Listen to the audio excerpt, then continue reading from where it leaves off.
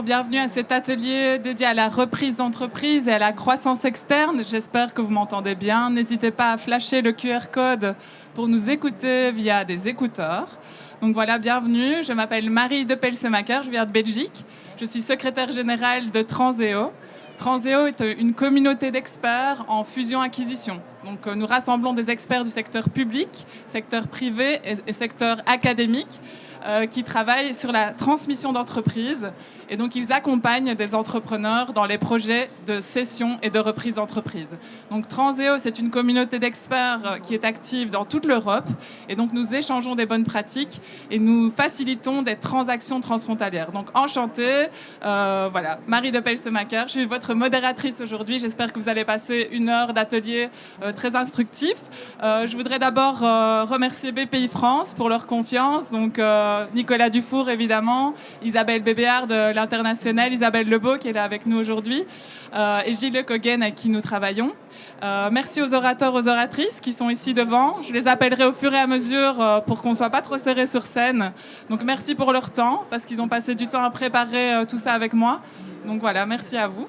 Avant de vous présenter nos experts, laissez-moi aussi saluer toutes les personnes qui nous suivent en ligne, puisque cet événement est streamé.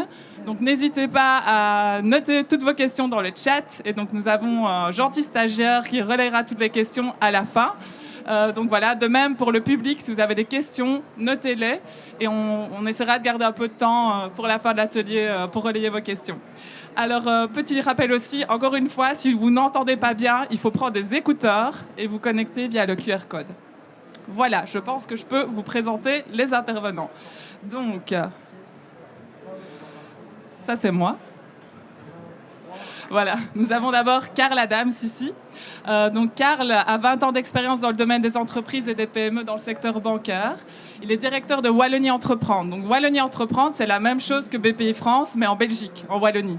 Et donc c'est une banque publique d'investissement, mais aussi c'est l'Agence pour l'entreprise et l'innovation.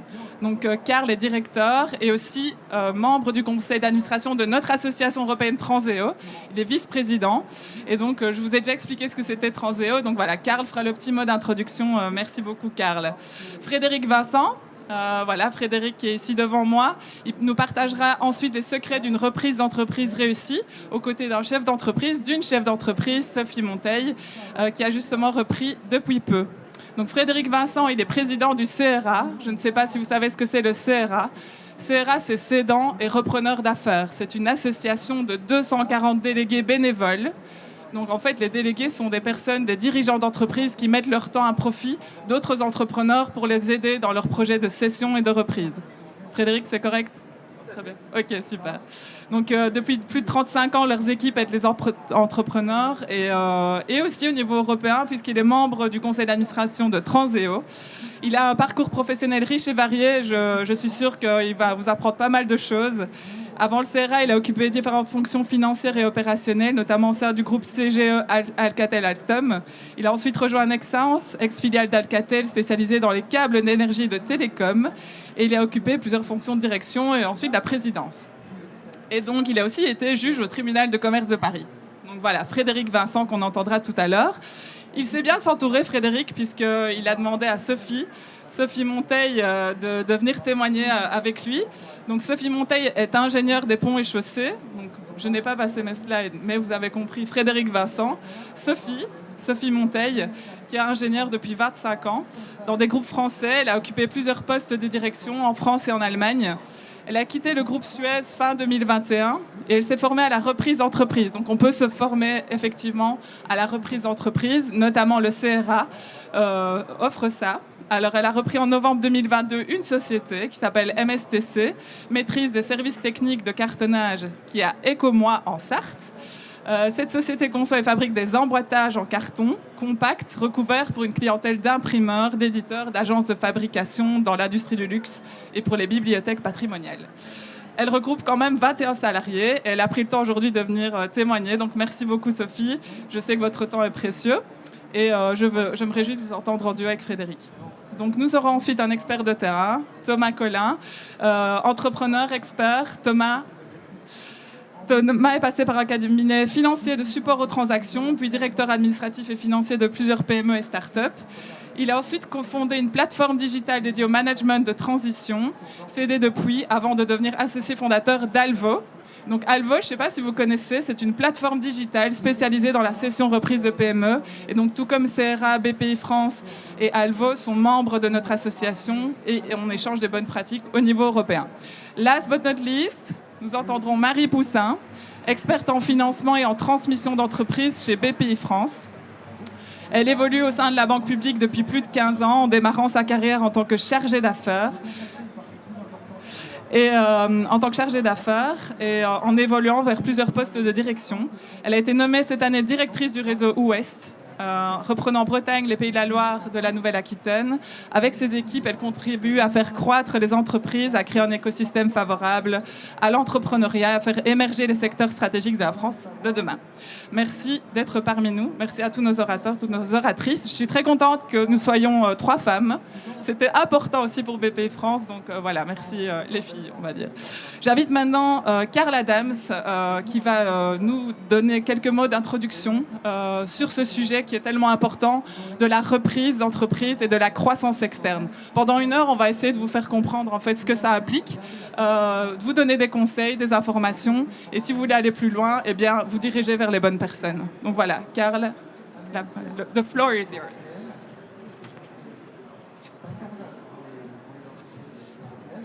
Bonjour à toutes et tous, très heureux d'être parmi vous cet après-midi. Et bienvenue également dans cet atelier dédié à la reprise et à la transmission d'entreprises ainsi qu'à la croissance externe. Merci à Marie évidemment pour son introduction et pour l'animation de ce panel. Nous sommes particulièrement heureux et fiers chez Wallonie Entreprendre d'être associés à cet après-midi dédié à la transmission d'entreprises, thématique qui nous tient particulièrement à cœur. C'est aussi avec fierté, c'est la thématique d'ailleurs de cette édition 2023, que nous avons accepté l'invitation de nos collègues de BPI France aujourd'hui pour animer et préparer cet atelier. Alors nous collaborons depuis de très nombreuses années déjà avec BPI France et je tiens d'ailleurs à remercier effectivement ses représentants principaux pour leur confiance et pour la relation que nous avons effectivement développée avec eux depuis plus de 10 ans maintenant. BIG est aujourd'hui devenu un événement de référence en Europe pour stimuler et informer les chefs d'entreprise et nous tenions avec Wallonie Entreprendre à être présents également parmi vous aujourd'hui. Comme vous le savez, évidemment, la transmission d'entreprise est un des enjeux majeurs pour l'économie en France, mais évidemment aussi partout en Europe et sur le plan international. Notre réseau d'experts chez Transeo s'intéresse justement à ces enjeux à l'échelle internationale depuis plus de 10 ans. Et nous mettons en réseau les experts du monde entier et les encourageons à échanger leurs expériences, leurs bonnes pratiques et les outils également pour apprendre les uns des autres, mais également pour toujours mieux servir les entrepreneurs avec qui nous travaillons. Alors nous stimulons également toutes les acquisitions transfrontalières grâce à notre réseau d'experts situé aux 4 coins de l'Europe. Vous pouvez évidemment en faire appel à l'un d'eux pour identifier une entreprise ou racheter une entreprise également dans un pays dans le cadre de vos projets de développement à l'international. Alors, lors de cet atelier, Marie va donner la parole à plusieurs experts. Justement, elle les a présentés tout à l'heure. Et je les remercie également pour leur présence aujourd'hui et pour leur participation à cet atelier.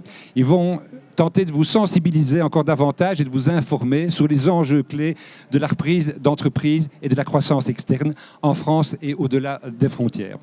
Et comme je le disais, la transmission d'entreprise, évidemment, concerne des centaines de milliers d'entreprises en Europe qui devront un jour ou l'autre trouver un repreneur pour ne pas perdre leur valeur ajoutée, pour ne pas perdre leur savoir-faire, pour ne pas perdre les emplois qu'ils ont créés. C'est aussi une excellente opportunité, évidemment, pour les PME d'être reprises par des jeunes entrepreneurs, par une nouvelle génération d'entrepreneurs et d'investisseurs qui ont toutes les clés en main pour négocier le virage de l'ESG, du digital également, mais également de la transition énergétique. Alors favoriser la croissance externe de nos entreprises va nous permettre aussi de les faire grandir de manière pérenne et d'offrir ainsi de multiples opportunités complémentaires également à une croissance organique. Alors, tout comme en Belgique avec Wallonie Entreprendre, de nombreux outils, dispositifs d'accompagnement et de financement sont mis en place également des entrepreneurs en France par BPI, justement, et partout en Europe. Tous les ingrédients, donc, sont réunis aujourd'hui pour pouvoir mener à bien ce défi lié à la reprise d'entreprise.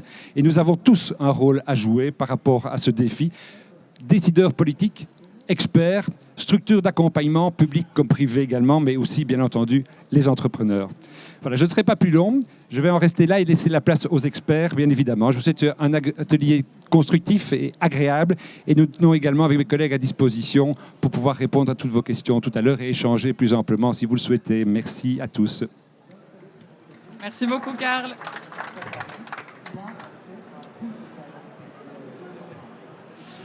Voilà, je vais maintenant inviter notre premier duo d'intervenants, Frédéric Vincent et Sophie Monteil, à venir s'asseoir près de moi. Voilà, voilà.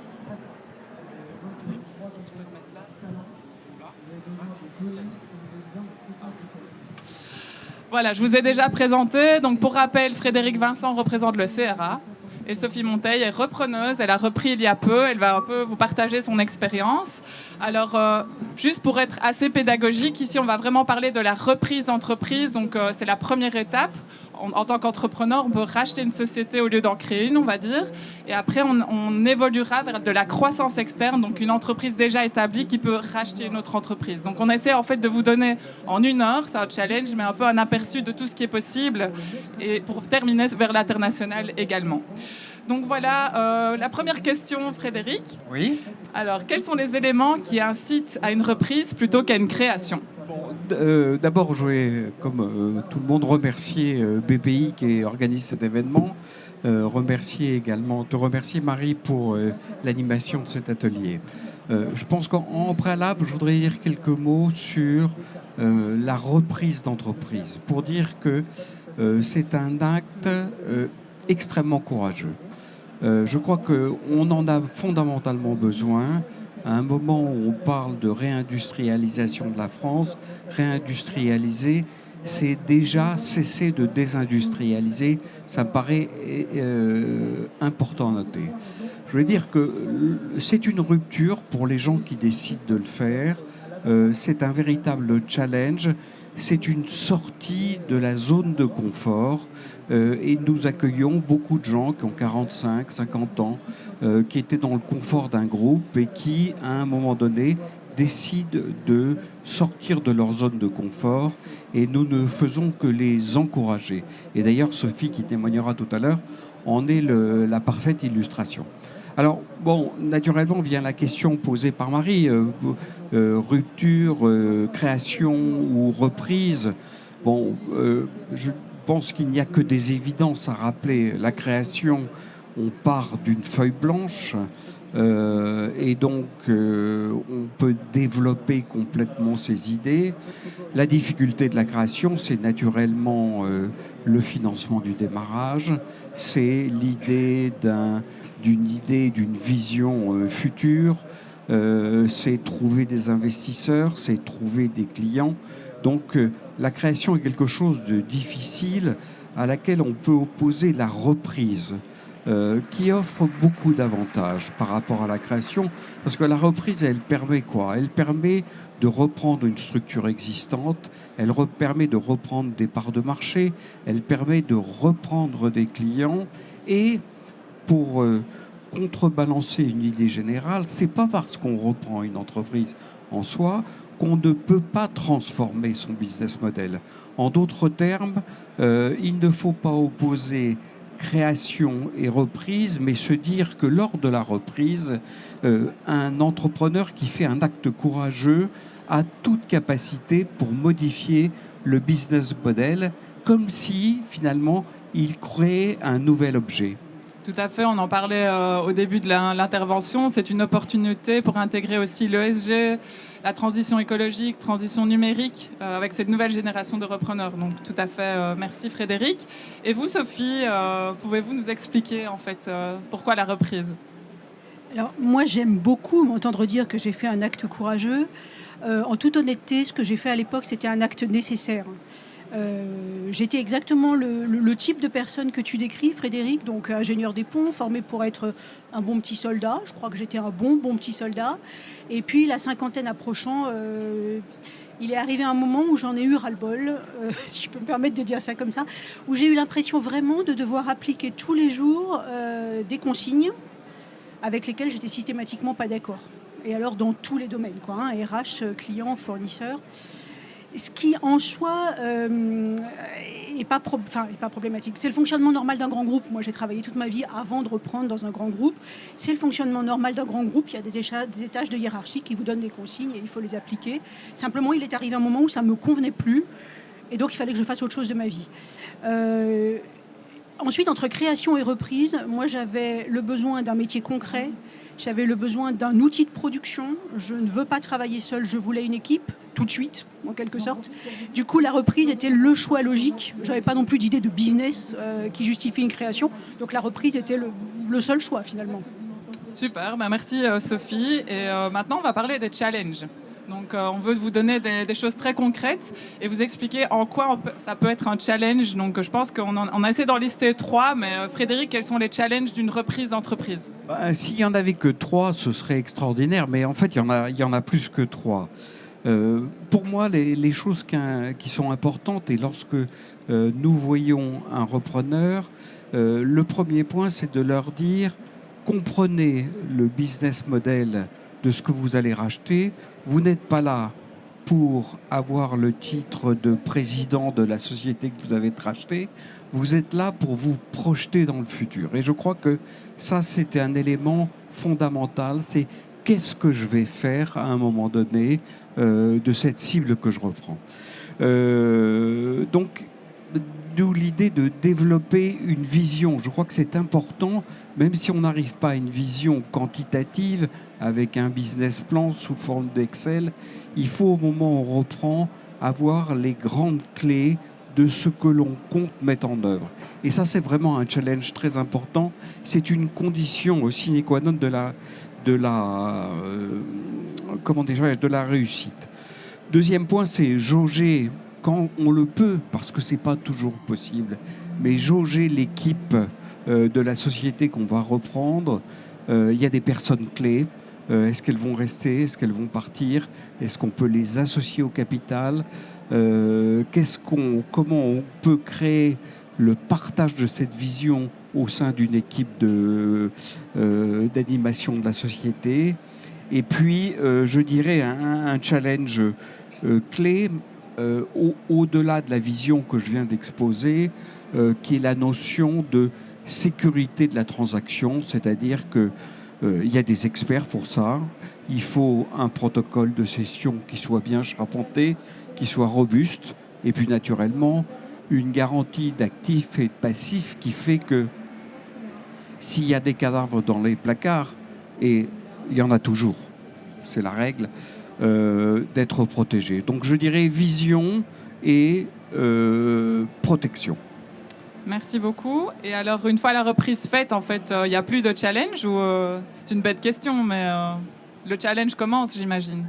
Le challenge commence au sens où une reprise, surtout dans des entreprises qui ne sont pas nécessairement des entreprises importantes, qui ont des petites structures, le dirigeant, celui qui va reprendre, il a 2 horizons.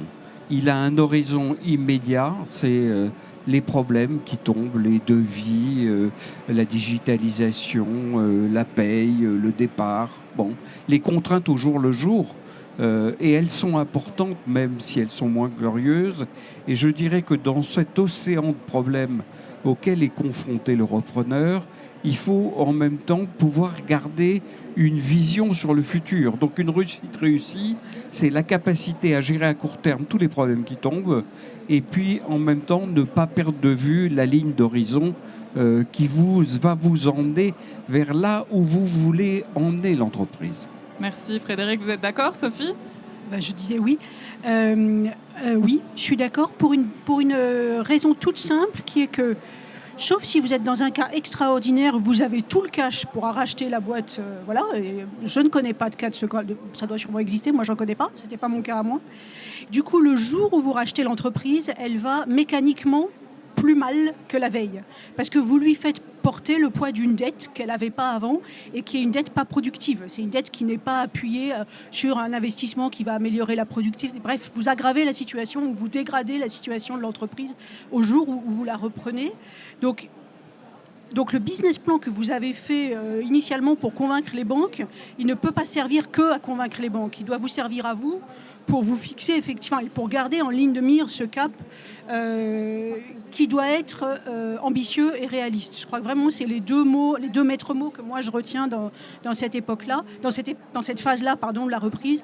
Être ambitieux parce que vous devez faire mieux que votre prédécesseur, vous n'avez juste pas le choix. Et réaliste parce que prévoir des croissances à 20% quand vous êtes par exemple comme moi dans un business un peu niche, ça n'a aucun sens, quoi. Ça aura peut-être convaincu la banque si vous êtes brillant, mais et encore, j'en doute pas. Je rejoins aussi, et après j'arrête. J'essaie de faire pas trop long, mais c'est super intéressant. Je rejoins juste aussi Frédéric sur le fait de rencontrer les hommes clés de l'entreprise si vous pouvez.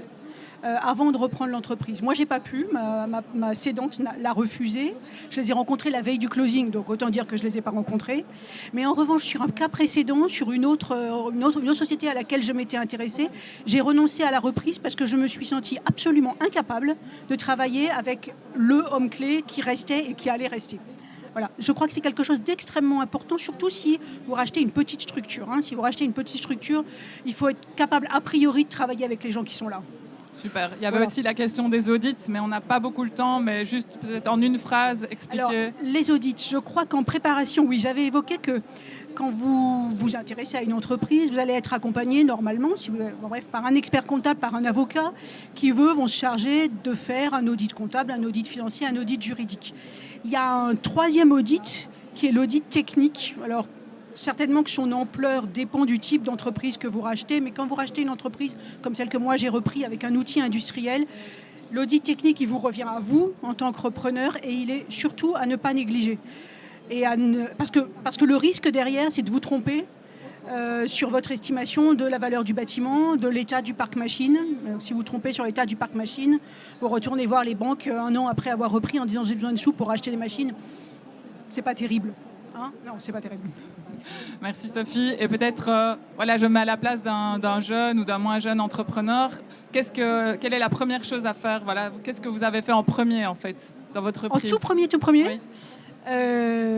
J'ai cadré mon projet, parce que reprendre une entreprise, ça ne veut pas dire grand-chose. Quelle entreprise ou quel secteur d'activité, quel type de business, quel volume d'activité. Alors, à la fois en fonction du budget que vous avez, de votre apport personnel, de vos possibilités de financement, en fonction de ce que vous savez faire, en fonction de ce que vous aimez faire. Donc, évidemment, cadrer. Et deux, alors moi, dans mon cas, j'ai commencé par me former, par hasard au CRA. Mais parce qu'après 25 ans de salariat, je n'avais strictement aucune idée de comment on lit une liasse fiscale, comment est-ce qu'on passe d'une liasse fiscale à une valeur d'entreprise, comment est-ce qu'on finance une entreprise, quelles sont les différentes étapes contractuelles entre le jour où je trouve une première entreprise qui semble me plaire à peu près et puis ce closing-là, qui est le Graal. Donc voilà, se former pour savoir un peu de quoi on parle. Avoir les bons réflexes quand vous serez les mains dans le cambouis. Voilà. Super. Frédéric, qu'est-ce que vous donnerez comme conseil à des repreneurs potentiels ? Un repreneur potentiel, il y a, comme je le disais, c'est une véritable rupture. C'est un changement de paradigme. Donc le premier conseil, c'est un conseil très pratique, c'est un accord de l'environnement familial qui est essentiel parce qu'on ne part pas dans une aventure, on part dans une aventure collective dans laquelle il faut emmener son conjoint, ses enfants. Et donc ça paraît idiot, ça paraît tout simple, mais c'est un élément qui me paraît essentiel. La deuxième chose, c'est que s'agissant d'entreprises de taille modérée, modeste, je crois qu'on ne se lance pas dans n'importe quelle entreprise. Je crois qu'on se lance dans une reprise d'une entreprise dont l'activité est une passion ou pour laquelle on a déjà une expérience antérieure. Je crois que il ne faut pas un généraliste, parce qu'un généraliste sera plus à l'aise dans une grosse structure. Dans une petite structure, est-ce que c'est une passion ou est-ce que c'est un secteur que je connais ? Je pense que c'est une condition. Et puis naturellement, la dernière condition, c'est le financement. Est-ce que j'ai un financement en apport en capital compatible avec la valeur de l'ASIB ? Est-ce que, en d'autres termes, dit simplement, est-ce que j'ai les moyens de mes ambitions ? Voilà, Ouais, tout à fait. les 3 conseils. Et on entendra Marie Poussin aussi sur le financement. En tant que repreneur, on dit souvent qu'il faut 30% d'apport propre pour un projet de reprise, mais on pourra en discuter tout à l'heure. Mais oui, ça paraît assez logique. Merci beaucoup Frédéric. Je ne veux pas dépasser le timing, mais il y a encore juste quelques questions intéressantes. Donc juste peut-être un conseil, Sophie, à des repreneurs liés au réseau, en fait, de bien s'entourer. Est-ce que vous pourriez commenter un petit peu cette nécessité d'avoir à la fois peut-être des pairs, des entrepreneurs comme vous et des experts autour de vous? Oui, alors j'ai mentionné moi tout à l'heure l'expert comptable et l'avocat, sans qui, sauf si vous êtes vous-même expert comptable ou avocat, c'est un peu difficile d'avancer. Frédéric a parlé de l'importance de l'environnement familial et le fait qu'il faut que ce soit un projet accepté par l'ensemble de cette cellule-là. Moi, je crois qu'au-delà de ça, il vous faut, une fois que ça c'est acquis, il faut absolument vous accompagner, enfin vous créer un réseau de personnes qui sont dans la même démarche de reprise que vous. Ce que propose... Je fais de la pub pour le CRA. Ce que propose aussi le CRA, c'est-à-dire un groupe de repreneurs, un groupe de personnes qui sont dans la même démarche que vous au même moment. Parce que reprendre, c'est un processus terriblement solitaire. Il y a des journées où vous êtes chez vous, il est 9h du matin, vous avez passé tous les coups de fil auxquels vous pensez, vous avez écrit tous les mails auxquels vous pensez, vous avez regardé tous les sites type Fusac, etc. etc. Et quoi d'autre pour réussir à faire avancer le projet et au bout du bout à trouver une prise, une cible qui vous intéresse. Et à ce moment-là, être en relation avec des gens qui passent par les mêmes affres, si je peux dire ça comme ça, c'est un soutien extrêmement précieux et plus efficace à mon avis que votre famille, parce que votre famille, certes, elle vous aime beaucoup, mais elle ne comprend pas ce que vous êtes en train de passer, ce à travers quoi vous êtes en train de passer. Pardon. Et au bout d'un moment, votre famille, elle commence à vous dire, dis donc, ça fait 1 an et demi, là, tu avais dit que ça durait 18 mois, t'en es où de ton projet de reprise? Donc à travers pouvoir de temps en temps partager ça avec des gens qui vivent la même chose que vous, qui le comprennent de l'intérieur, c'est à mon sens indispensable. Merci beaucoup Sophie et Frédéric. On avait encore Merci, une question Marie. sur comment trouver des entreprises en fait, où trouver des cibles. Donc si vous savez être très bref sur cette dernière question, peut-être... En une seconde, c'est difficile. Nous, CRA, nous offrons une base de données qui est la nôtre. Il y a d'autres plateformes, la BPI, qui est l'agrégateur de l'ensemble des offres sur le marché. Il y a Fusac, il y a des plateformes spécialisées qui aident. Et c'est là les sources essentielles pour trouver. Au niveau français, voilà, et au niveau international, on en parlera un petit peu avec Thomas, il y a aussi des réseaux qui existent. Donc je vous remercie tous les deux, je pense Merci, que c'était Marie. très utile. Si notre public a des questions, je propose de les garder pour la fin de l'atelier. Vous voyez, j'essaie vraiment de respecter le timing puisqu'on a beaucoup de personnes intéressantes à entendre. Aussi en ligne, donc si vous avez des questions, ceux qui nous suivent sur Internet, n'hésitez pas à les mettre dans le chat, on essaiera de les relayer au maximum à la fin de l'atelier. Après la reprise d'entreprise, nous allons maintenant nous intéresser à la croissance externe. Donc j'ai expliqué au début de l'atelier, c'est-à-dire une entreprise qui rachète une autre entreprise pour grandir. Et donc on peut le faire dans un même pays, donc on peut le faire en France, donc, mais aussi on peut le faire au-delà des frontières. Et on a aujourd'hui Thomas Collin qui va nous parler de ça. C'est un expert. Ce que j'aime bien avec Thomas, quand je lui ai demandé d'intervenir, c'est qu'il est à la fois entrepreneur, il a la vision d'entrepreneur et aussi d'expert. Un tout petit mot qui me tient à cœur, il remplace en fait Jérôme Spanek, qui est un expert qui était membre de notre réseau aussi, qui est décédé très brutalement. Donc j'ai juste une petite pensée pour lui et pour sa famille. Il n'a pas su être là parce qu'il est décédé il y a quelques semaines. Et merci beaucoup Thomas d'avoir accepté de le remplacer au pied levé. Donc voilà, on se remet un petit peu dans la croissance externe, y compris à l'international. Donc Thomas, vous dirigez Alvo Market, donc Alvo, qui est une plateforme digitale qui offre conseils et services et outils en ligne pour les reprises d'entreprise. Pourriez-vous expliquer en fait l'intérêt d'une croissance externe? En quoi c'est intéressant? Oui, il y a 2 sujets. Il y a la croissance externe et puis il y a l'international et on va vraiment décomposer les deux. La croissance externe, le principal sujet en fait, c'est un changement de dimension. Donc tout le monde pense évidemment à la taille, je vais augmenter mon chiffre d'affaires, augmenter ma base client, etc. La réalité, c'est que la croissance externe a aussi des enjeux stratégiques. J'acquiers un nouveau savoir-faire, des nouveaux canaux de distribution. Donc en soi, c'est déjà une opération qui permet de changer de dimension. Et comme tu le disais, Marie, ça s'adresse donc, on a une plateforme existante qui est notre société et on va faire une acquisition. Là, en l'occurrence, on parle aussi de croissance externe à l'international. Donc là, j'ai envie de vous dire, c'est double effet. On a l'effet de la croissance externe et puis on a l'effet de l'international. Mine de rien, c'est plein de nouvelles possibilités. On est à l'échelle du globe un petit pays, 70 millions de personnes. Donc ça veut dire qu'avec l'international, on va pouvoir aller chercher des relais de croissance, des savoir-faire aussi, industriels, capacitaires, etc. Et donc quand on le fait en plus à l'international, j'allais dire, on a le double effet. Et on a aussi des choses qui sont j'allais dire même pas 2 fois compliquées, c'est compliqué au carré. Ce qu'on appelle nous les deals cross-border, c'est-à-dire à l'international, sont bien plus complexes encore que les deals. Alors, pour ne pas décourager tout le monde, il y a moyen de le faire, de bien s'entourer. Et donc, par où commencer? Il faut une bonne stratégie. Oui, c'est ça. Le premier sujet, c'est d'avoir une stratégie. Si vous voulez, il y a 2 manières de faire de la croissance externe, de la fusion-acquisition. Vous pouvez le faire de manière tout à fait opportuniste. Vous avez votre concurrent néanmoins confrère qui se propose de vendre, vous avez ce genre de choses. Malheureusement, moi, je côtoie quasiment tous les jours des deals qui sont très opportunistes.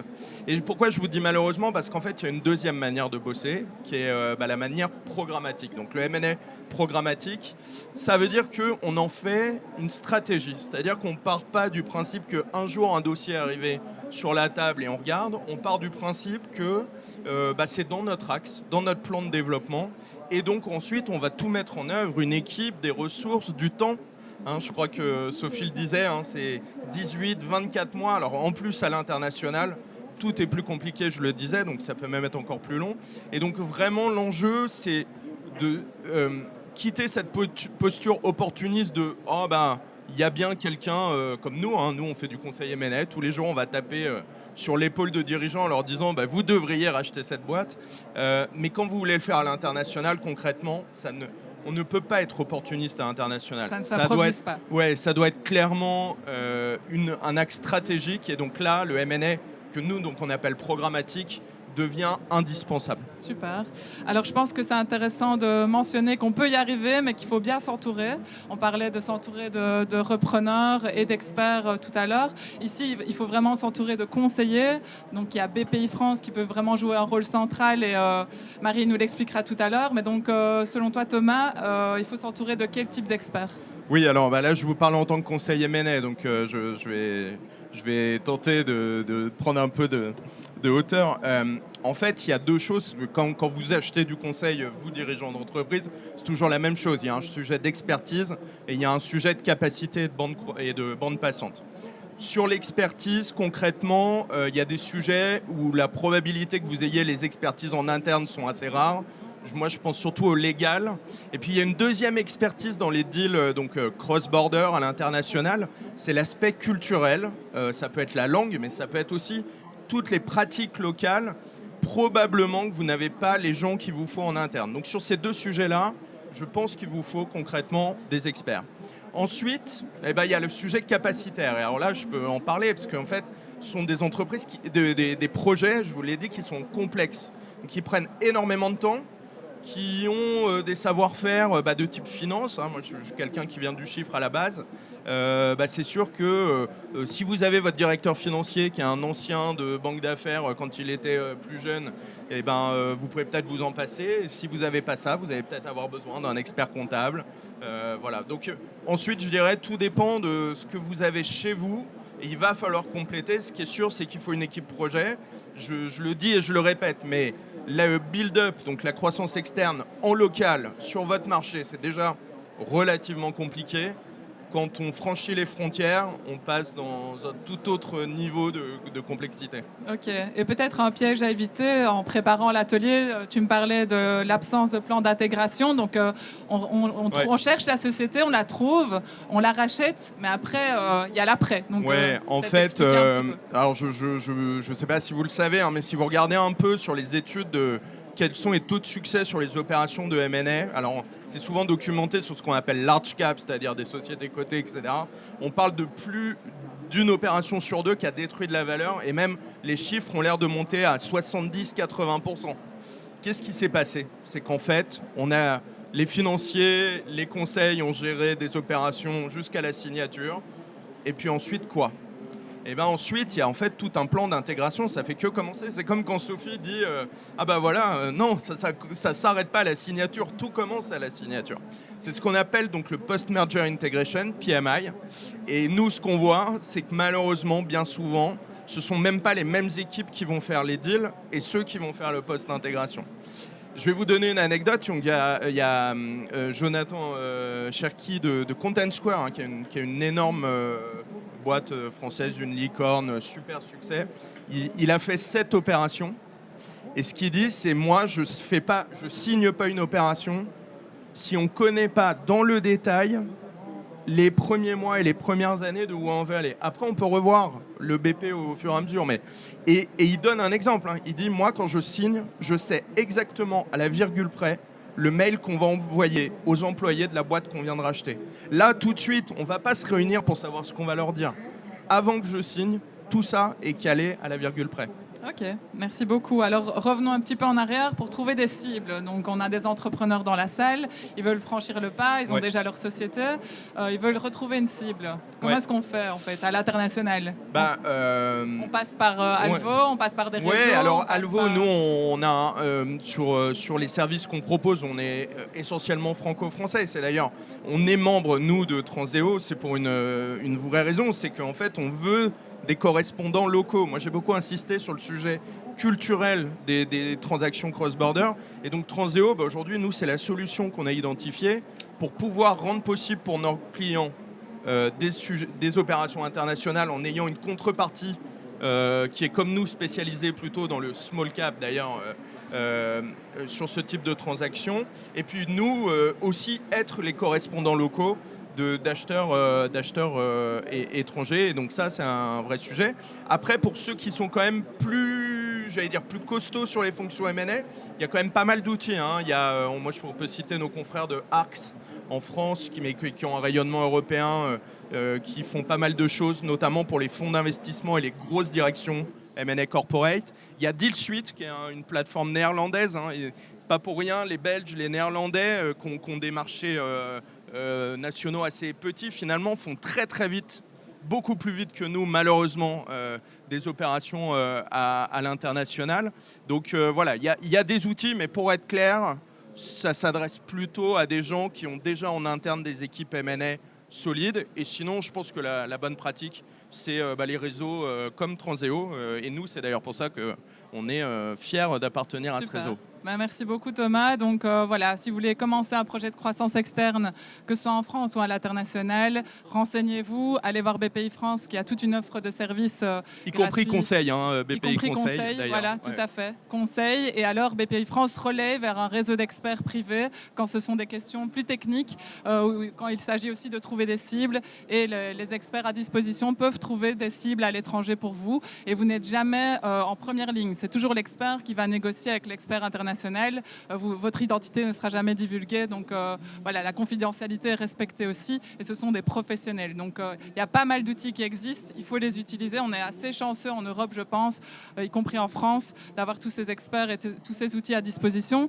C'était pas prévu, mais peut-être un dernier petit conseil pour ceux qui veulent se lancer dans une croissance externe, Thomas, comme il nous reste 5 minutes.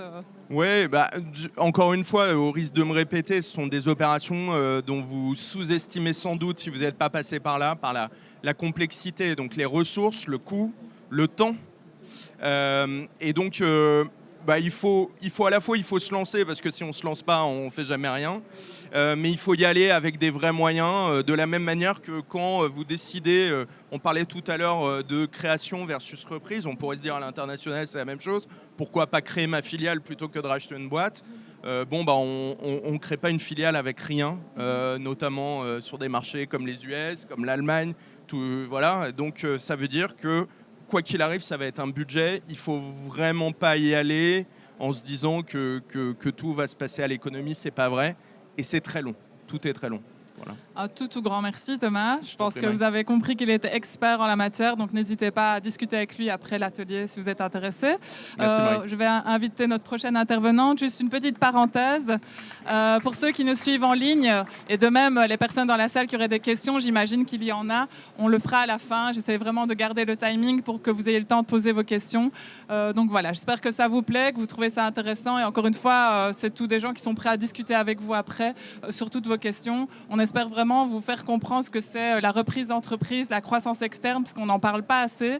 Et j'en profite ici pour remercier BPI France et Big d'avoir consacré un atelier à cette thématique, parce qu'on n'en parle pas assez. Or, c'est essentiel pour avoir une économie en Europe qui fait des champions et qui fait grandir nos entreprises. Donc, merci BPI. Alors, justement, voilà, nous avons notre expert de chez BPI France, Marie Poussin, que j'ai présentée au début de l'atelier. Donc, vous êtes directrice pour tout le réseau Ouest. Et donc, vous travaillez aussi sur la transmission d'entreprise depuis quelques mois pour essayer d'améliorer encore plus l'offre BPI France dans ce domaine. Et donc, on va commencer un petit peu par planter le décor et expliquer à notre public ce que BPI France peut offrir au service de la reprise. Bonjour à tous, merci Marie pour l'introduction. Alors peut-être juste pour rappeler un peu les enjeux avant de décliner la slide là, qui va arriver prochainement devant vos yeux. Rappeler très rapidement en fait, pourquoi BPI France, pourquoi en tant que banque publique on s'intéresse au sujet. Il y a des enjeux qu'on cite très souvent dans toutes les études qui sont des enjeux en effet de maintien de l'emploi dans nos territoires et de maintien de nos savoir-faire, hein, donc des questions quand même de souveraineté. Mais il y a un sujet qu'on aborde un peu moins, c'est la transformation, la modernisation de nos entreprises. Au travers d'une transmission, on va permettre à une entreprise soit de poursuivre sa croissance, mais aussi de la moderniser, de la transformer, donc de la transformer, de la digitaliser, de la rendre moins décarbonée, de la faire, pourquoi pas, sortir des frontières hexagonales. Et c'est un enjeu de transformation qu'il faut vraiment bien avoir en tête. Et c'est la raison, nous, pour laquelle on a très, très envie de se battre sur ce sujet qui est fondamental pour la France. On dit souvent que la France cultive des forêts de bonsaï. Et c'est vrai qu'on a un vrai problème de taille d'entreprise en France. Il faut absolument qu'on arrive à faire croître nos PME. Okay. Donc la slide ne s'affiche toujours pas, non. mais je vais essayer de vous la restituer du mieux que je peux. C'est dommage parce qu'en plus elle est quand même, notre technicien est parti prendre un café, je pense. Elle est très très dense. Et si vous n'avez pas le visuel, ça va être beaucoup plus complexe pour moi. Mais je vais quand même essayer de vous la décrire. Donc on a une première brique sur la transmission qui est vraiment la mission de service public, c'est-à-dire qu'on va informer et former nos futurs repreneurs. Sur cette thématique. Donc on a 3 sites, ça passe par 3 sites. bpifrancecreation.fr qui est une mine d'or hein, pour tout l'entrepreneuriat, tous les projets d'entreprise. On a un deuxième site qui s'appelle BPI France Université, qui est aussi une mine d'or où vous retrouvez des milliers de formations sur des formats très ludiques, très courts, visuels. C'est absolument canon, c'est ouvert à tous et c'est gratuit. Donc allez faire un petit tour. Et puis la Bourse de la Transmission, qui est aussi un site qui a beaucoup de valeur aujourd'hui parce qu'il agrège toutes les offres possibles et imaginables d'entreprises à reprendre. Il agrège tous les acteurs hein, qui travaillent sur ce sujet-là. Et donc, on a en continu une 50 000 offres d'entreprises à reprendre sur la Bourse de la Transmission. Et ça, je dois ajouter, ce n'était pas prévu, mais que c'est assez unique parce que chez Transeo, on a un aperçu au niveau européen. Et le fait d'agréger toutes les offres au niveau national, c'est assez unique en fait. Donc, sachez que sur la Bourse nationale de transmission, vous retrouvez automatiquement, je pense tous les jours ou de manière très régulière, toutes les offres au niveau français qui sont poussées à un seul endroit et qui sont à jour. Donc, c'est vrai que c'est assez chouette. Absolument. Ensuite, on a tout un volet sur le financement et l'investissement. Donc qui se décline en un certain nombre de sous-parties. Le premier outil de financement, c'est la garantie BPI France. Donc on garantit les banques de façon à ce qu'elles octroient un financement plus facilement à leurs clients. On a 2 milliards d'encours constamment sur ce fonds de transmission. Voilà. Donc aujourd'hui, on garantit certainement. On n'a pas réussi à avoir toutes les statistiques, mais environ au moins un deal sur 2 passe par la garantie BPI France. Deuxième outil sont les prêts d'honneur. les prêts d'honneur reprises qui sont aujourd'hui commercialisés par tous les réseaux à la création d'entreprises et qui permettent souvent de combler un petit manque d'apport d'un repreneur, mais qui permet en tout cas à un repreneur d'avoir suffisamment de fonds. Enfin, ça fait effet de levier, bien évidemment, avec de la dette bancaire et puis de l'apport personnel. En tout cas, c'est un outil qui est aujourd'hui aussi indispensable donc, pour la TPE, petite PME. Et puis, donc, je continue à cranter. On a aussi un outil propre de financement qui s'appelle le prêt transmission. Le prêt transmission permet d'intervenir aux côtés d'une banque. Et ce qui l'apporte vraiment de différenciant, c'est qu'il y a un différé d'amortissement de 2 ans. C'est-à-dire que je commence à rembourser ma transmission à partir de la 3e année. Donc ça me laisse un peu le temps quand même d'engager mes plans d'action quand je suis arrivée à la tête de mon entreprise. Ça soulage. Aussi, ça me met un peu moins de stress. Et puis, c'est un prêt aussi qui est sans garantie sur les actifs de l'entreprise ni sur la tête du dirigeant. On l'a également sur la croissance externe, puisqu'il s'appelle le prêt croissance. Et puis ensuite, on passe sur des fonds d'investissement, capital transmission, avec leur thèse propre, mais on est aussi présent sur ce créneau-là. Et enfin, dernier socle, dernier métier, c'est notre métier d'accompagnement. Donc c'est de l'injection de capital humain aux côtés de capital financier. C'est un métier qui est né dans la maison depuis 5-6 ans, auquel on croit beaucoup. Et on a en effet créé des missions de conseil où on va chercher les experts pour soit aider le cédant à préparer des scénarios de transmission, soit à aider un repreneur dans une acquisition, dans son acquisition, c'est-à-dire dans construire son projet d'entreprise. Et je termine juste, parce qu'elle est un peu longue la réponse, mais après je vais faire hyper court, Marie. Mais nous, on n'avait pas le slide en même temps, donc. Oui. Juste pour vous dire un peu là, parce qu'on a mené pas mal de travaux là pour redéfinir un petit peu le plan stratégique de BPI France sur la transformation. Alors, c'est vrai qu'on fait déjà beaucoup de choses, mais on a envie de faire plus. Et en fait, on a constaté deux sujets sur lesquels il faut qu'on aille encore plus loin. Le premier sujet, c'est la préparation à la cession. Aujourd'hui, je vous donne 2 chiffres qui sont assez parlants. C'est 1 entrepreneur sur 4 a plus de 60 ans en France. Et on s'attend à une vague, bien sûr, d'entreprises à céder dans les prochaines années. La vague, d'ailleurs, dont on parle déjà depuis 10 ans, n'est-ce pas, Frédéric ? Et on s'attend à voir céder 700 000 entreprises en France dans les prochaines années. Toute la génération du baby-boom qui va sortir. Et ce qu'on observe, c'est qu'il n'y a pas suffisamment de préparation. Voilà. Normalement, une cession d'entreprise, préparation, c'est 10 ans.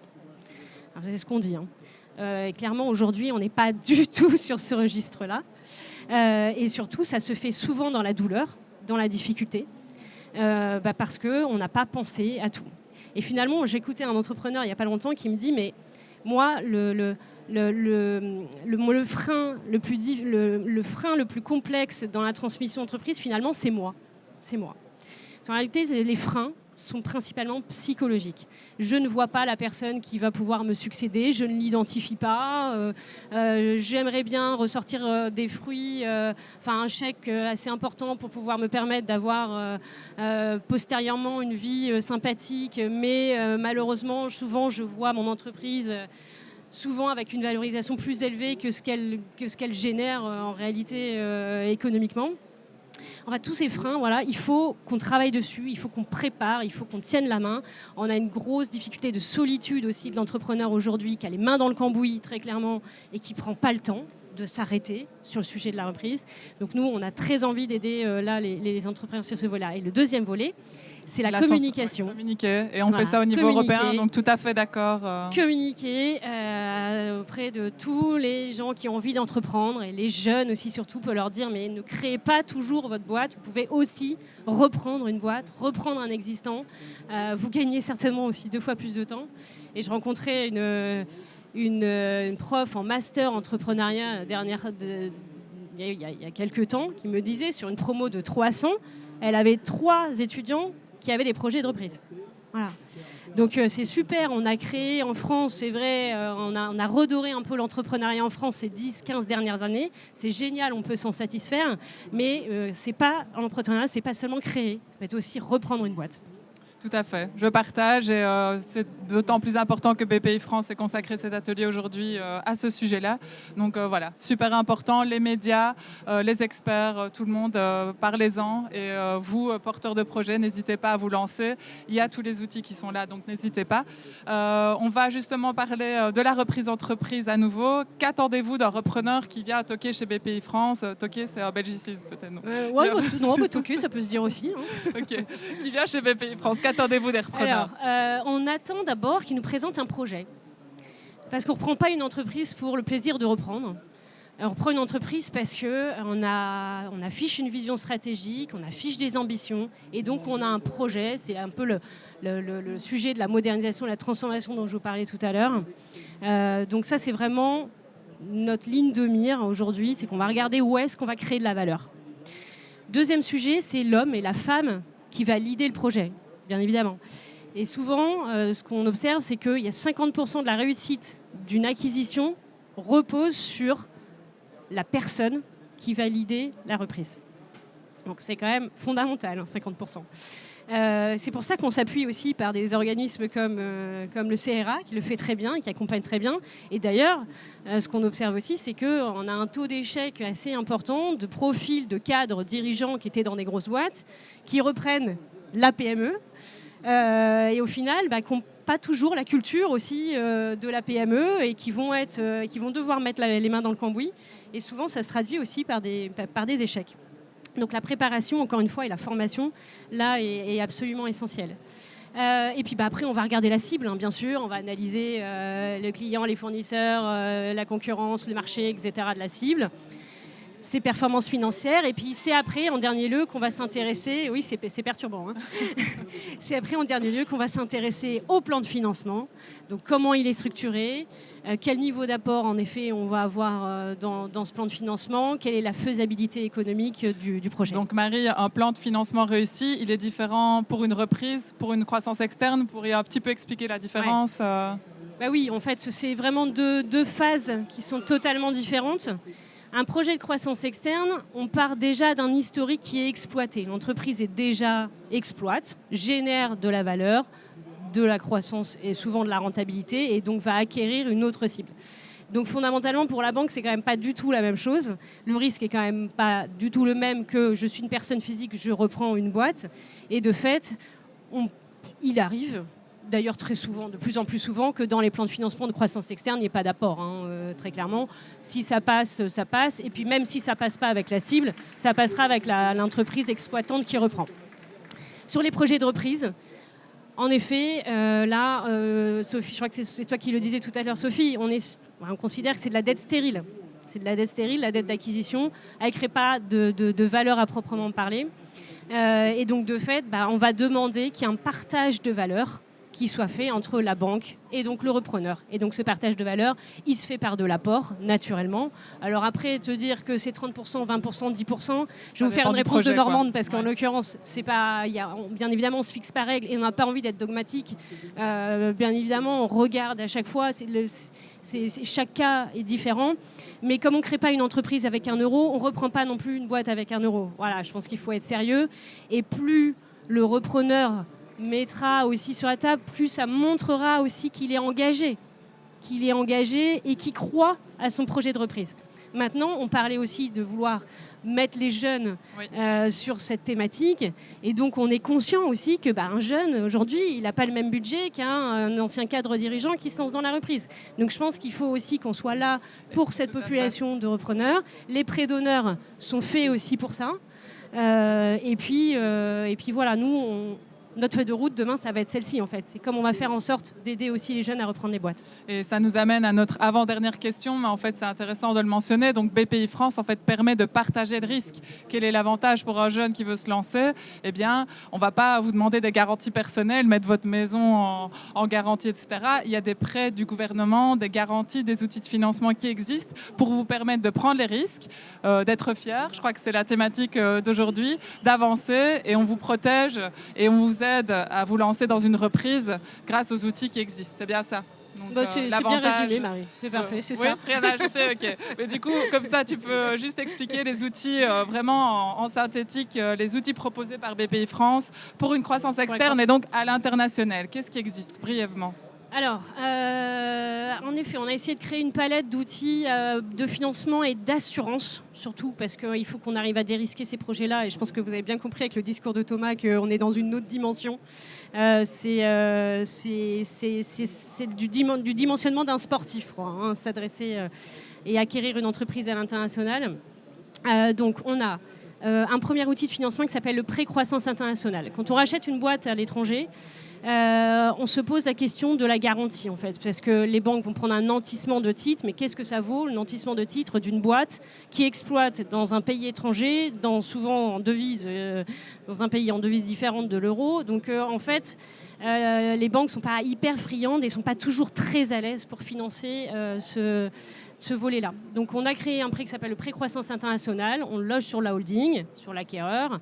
On lui octroie aussi 2 ans de différé. Sympa. Et comme il est sans garantie, ne se pose pas la question de la valorisation de la garantie. Okay. Premier outil de financement. Et ensuite, on a un produit assurantiel. Dommage. Ah non, il n'apparaissait pas sur ma slide, pardon.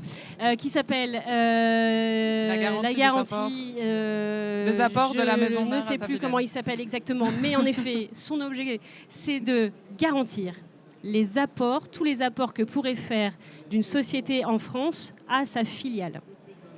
La garantie de projet international. Merci. Oui, comme son nom l'indique, en fait, c'est assez simple.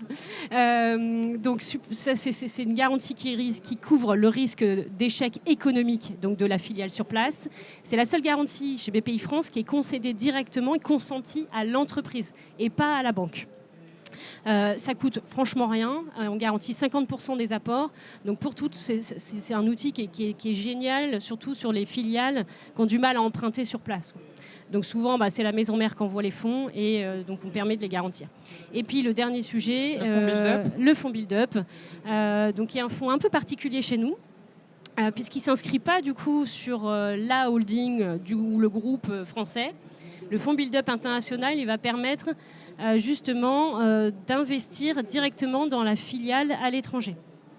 Ce qui permet du coup de décloisonner un peu la création de valeur, c'est-à-dire qu'au lieu de faire la partage de la valeur sur tout le groupe existant avant croissance externe, vous ne faites intervenir un fonds d'investissement uniquement sur votre projet de reprise. Voilà, c'est un fonds qui a une thèse vraiment très particulière, qui est assez seul sur la place et qui est opéré par BPI France. Super, merci beaucoup. C'était un plaisir de découvrir ce que BPI France peut offrir. Donc, n'hésitez pas à vous rapprocher de vos chargés d'affaires. C'est ça le message au niveau local, en région, chez BPI France. Voilà, Marie est là, mais n'hésitez pas à vous rapprocher d'eux, à poser toutes vos questions. Comme vous l'avez compris, il y a toute une série de choses à votre disposition.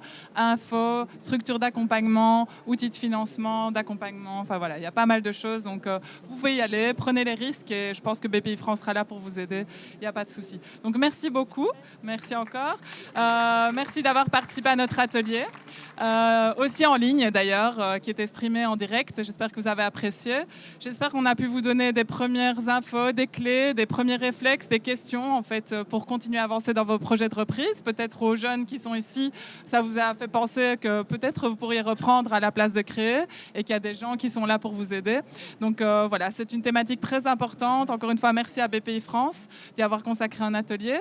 Et on a quelques minutes maintenant pour des questions, si certains ont des questions dans le public ou en ligne. Donc je vais d'abord peut-être passer la parole à la salle, s'il y a des questions dans la salle. Oui. Voilà.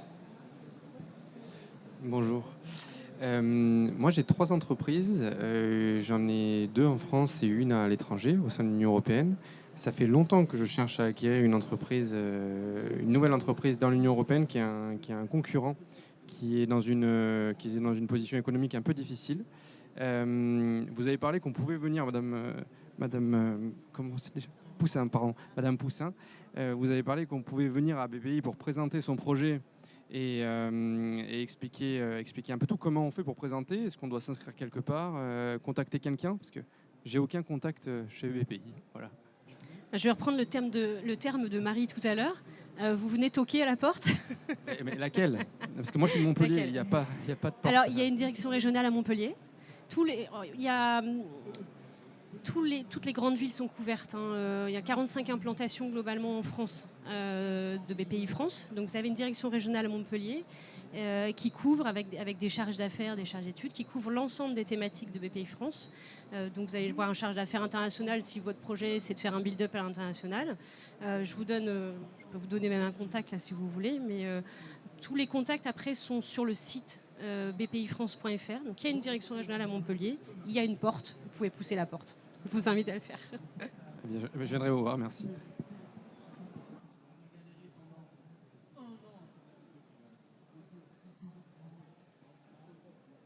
Excusez-moi, merci beaucoup pour la réponse. J'ai regardé les questions qu'on avait sur Internet. Elle est assez spécifique. Donc, est-ce qu'il y a des réseaux qui existent pour reprendre des maisons de retraite médicalisées? Est-ce que l'un de nos intervenants veut répondre? Sur l'international ou le national? C'est pas précisé. Donc, je sais qu'il y a des cabinets M&A qui sont spécialisés dans certains secteurs. Je sais pas, Thomas, si tu veux répondre. Ouais, donc pour acquérir des maisons de retraite, hein, c'est ça. Alors en fait, oui, c'est ça. Alors, on va dire, en tout cas, si c'est en France, le sujet que je vois, c'est qu'on peut être à la limite entre la PME et le fonds de commerce. Et en fait, c'est des opérations qui sont foncièrement assez différentes. Sur les fonds de commerce, pour le coup, le côté annonce marche assez bien. Il y a des sites, je pense qu'on peut les citer. Session PME, par exemple, fait ça. Place des commerces, des gens comme ça. Voilà. Ouais, Place des commerces étant la déclinaison fonds de commerce de Fusac, effectivement. Donc, on peut être là-dessus. Après, passer une certaine taille ou sur des groupes, là, on va vraiment retourner dans le côté PME, c'est-à-dire... et là, donc, dans les plateformes, il y a Fusac, il y a Alvo Market, qu'on a développé, qui propose aussi ça en particulier. Il y a tout du trans-entreprise, il y a le CRA, voilà, et il y a effectivement l'agrégateur BPI Transmission qui regroupe aussi pas mal de choses. Et après, tu le disais, et tu as raison, il y a des M&A indépendants, des conseillers M&A indépendants qui sont spécialisés en sectoriel, voilà, ou par localisation, parce que souvent, en fait, la clé d'entrée pour des acquisitions entre guillemets petites, c'est plutôt le côté local que le côté sectoriel. Voilà. Un tout grand merci. Est-ce qu'il y a d'autres questions, monsieur? Est-ce que vous pouvez passer le micro, s'il vous plaît? Merci pour l'atelier. Une question peut-être pour vous, Thomas, et vous, Marion. On a beaucoup parlé de l'Europe. Moi, je suis sur un projet aux US et où je galère un petit peu pour trouver la boîte à racheter, la boîte idéale, alors plutôt dans le food. Et je voulais savoir s'il y avait des moyens, des supports depuis la France ou depuis les US. Alors, je vais le faire très court, puis je te passerai la parole. Transeo a un partenariat avec IBBA, qui est un réseau de brokers américains, donc nord-américains. Donc, il faut passer par un membre Transeo qui pourra très bien vous diriger vers faire la connexion avec eux. Donc, effectivement, et puis voilà, si tu veux compléter, mais effectivement, il faut faire marcher la force des réseaux et des M&A locaux. C'est comme ça que vous allez trouver la bonne cible. Après, BPI France a les outils de financement, etc., d'investissement. Donc, encore une fois, tout est à disposition. Mais effectivement, il y a des outils qui existent. Oui, alors après, sur des tailles un peu plus grosses, donc nous, on est vraiment spécialisé small cap, donc 0,15 millions. Au-dessus de 15 millions, dans les boutiques M&A traditionnelles, en fait, il y a le même système que Transeo, et pour le coup, ça peut être sur des zones US, Asie, de réseaux de boutiques M&A qui se mettent en réseau et qui peuvent faire à peu près la même chose.